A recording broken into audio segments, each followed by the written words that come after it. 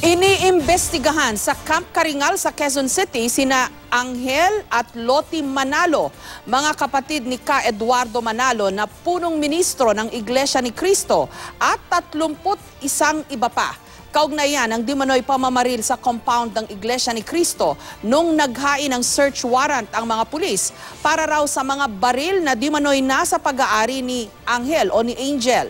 2 pulis daw ang nasugatan sa insidente. May report si Mariz Umali. Dinala sa Camp Karingal bago mag-alas 4 ng hapon sina Felix Nathaniel Angel Manalo at kapatid na si Lolita Loti Manalo Jemedez, mga kapatid ni Ka Eduardo Manalo na punong ministro ng Iglesia ni Cristo. Kasama na magkapatid ang aabot sa 30 pang kasamahang naninirahan sa INC compound sa Tandansora. Agad nagpuntahan sa kampo ang kanilang mga taga-suporta. Angel, lakasan niyo na ako.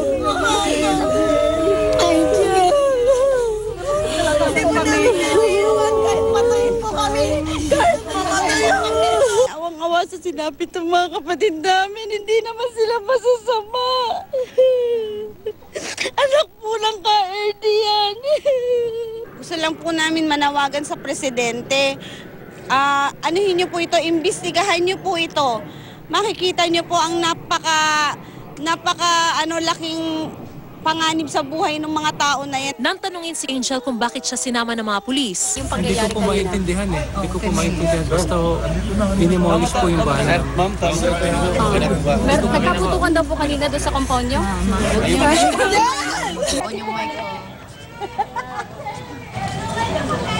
Opo! Hindi namin kayo pababayaan, Ka Jenny! Ayon kay QCPD Director Guillermo Eliazar, nakatanggap ng reklamo ng indiscriminate firing doon noong February 27 kung saan 2 nasugatan. Nakakuha ang pulisya ng search warrant at isinilbi ito sa tahanan nila Angel. Pero meron daw bumaril sa mga SWAT. During the implementation, pag-search dun sa armory, kasi may reported na armory dun eh. So nagkaroon ng putukan. Wherein 2 ng ating searching members ng searching party nung SWAT element natin ay nasugatan. Hindi pa masabi ang mga pangalan ng mga sugatang SWAT. Hindi rin sinabi ni Eliazar kung sino ang nagpaputok, pero meron daw mga Marines na nagbabantay kay Angel sa bahay. Sa paghahagilap ng mga pulis, nakuha ang isang M16 rifle, isang shotgun, 2 carbine rifle, isang rifle grenade at isang caliber 40 pistol. Inaalam ng QCPD kung may lisensya ang mga baril.